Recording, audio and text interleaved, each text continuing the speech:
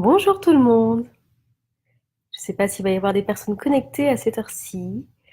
J'avais envie de vous faire une petite vidéo, de faire une petite pause. Là, je suis en train de terminer les préparatifs de ma conférence atelier que je donne demain à Nantes sur l'âme et la mission de vie et le sens de vie, et qui sera terminée par un atelier de réintégration de la vibration de son âme. Donc, je travaille là-dessus maintenant et j'avais envie de vous faire une petite vidéo dans l'intervalle. Je suis pleine de gratitude parce qu'il y a quelques jours, j'ai donné une conférence à Paris qui était vraiment, qui a été un moment assez fort en fait, parce que j'aime bien réaliser que parfois il suffit d'un mot pour qu'une personne conscientise une réalité. Et aujourd'hui, j'avais envie de vous parler de cette notion de conscience de la mort pour apprécier la vie. Je pense réellement, et je m'en suis rendu compte, si vous avez suivi un petit peu ce qui s'est passé sur la page, avant-hier, j'ai posé une question. Je vous ai demandé de finir une phrase. Si j'étais moi, et donc qu'est-ce que je ferais si j'étais moi? Voilà, c'est pour les gens qui peuvent ne pas avoir le sentiment d'être totalement eux-mêmes. Qu'est-ce qu'ils feraient si finalement ils étaient eux-mêmes? Et il y a eu plein de réponses. Et sur ces réponses-là, moi, je sais qu'à plein de moments, je me suis dit, mais en fait, pourquoi les gens ne le font pas? Pourquoi est-ce que les gens ne passent pas à l'action? Pourquoi est-ce que, par exemple, une personne qui a pu noter, si j'étais moi, j'apprendrais à m'aimer mieux, mais pourquoi est-ce que cette personne ne fait pas tout ce qu'elle peut pour s'aimer mieux maintenant? Si j'étais moi, j'irais vivre ailleurs, pourquoi est-ce que cette personne ne fait pas tout ce qu'elle peut pour aller vivre ailleurs? Et donc, j'ai fini par me dire que je l'ai rapporté à ce dont je parlais, entre autres, lors de ma conférence à Paris, c'est-à-dire que on a l'impression d'être éternel. En tout cas, beaucoup de gens ont cette impression, ce sentiment d'être éternel. Et je crois que c'est ça qui les empêche profondément de réaliser leur vie et leur mandat d'incarnation. Pourquoi? Parce que si on avait cette conscience permanente et bien intégrée du fait qu'il nous est possible de mourir à n'importe quel moment et que donc cette vie-là qu'on a, euh, oui, alors elle est là aujourd'hui, elle est palpable, on a conscience d'être en vie, mais elle peut nous échapper demain. Rien n'est jamais acquis. Notre existence peut réellement s'arrêter à n'importe quel instant. Et même si beaucoup de personnes disent oui, on peut mourir demain, je pense que peu de personnes ont vraiment cette conscience-là, que tout peut vraiment s'arrêter du jour au lendemain.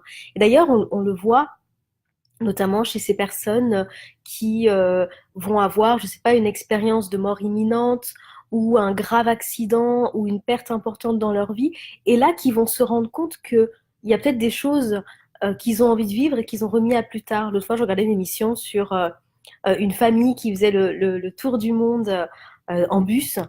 Et ce projet a germé dans la tête du père de famille parce qu'il a eu une grave maladie et qu'il a cru qu'il allait mourir. Et donc là, il s'est dit, il faut que je réalise mes rêves. Et donc je pense que le fait que les gens ne se rendent pas compte que la vie n'est pas acquise et que surtout elle peut nous filer entre les doigts et qu'on peut vraiment finir six pieds sous terre demain, fait qu'ils remettent toujours les choses à plus tard. Et je crois que c'est important d'arriver parfois à revenir à ça, à revenir au fait que la vie qui est la nôtre aujourd'hui est un cadeau, mais qu'en fait, comme tout ce qui nous entoure, elle est éphémère.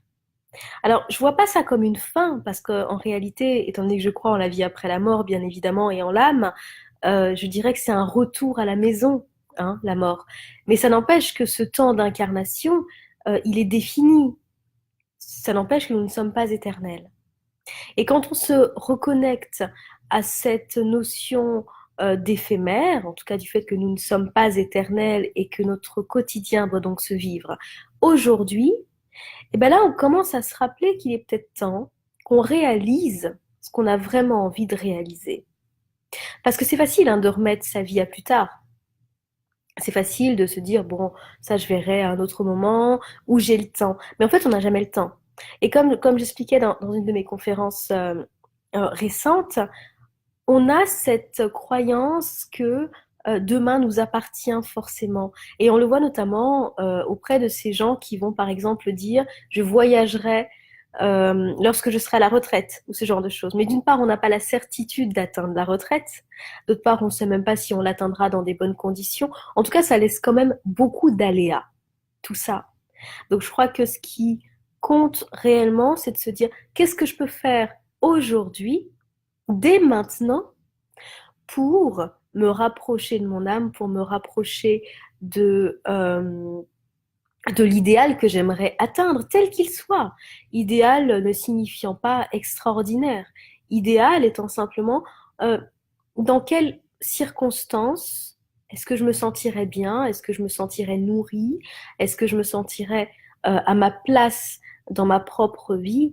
Et essayer de faire en sorte que ce soit vraiment là et de créer ça et d'arrêter de remettre notre vie en permanence, à plus tard, à un moment qui n'arrivera peut-être absolument jamais. Voilà ce que j'avais envie de vous dire aujourd'hui. Je vous souhaite une excellente fin de journée et on se retrouve bientôt. Au revoir.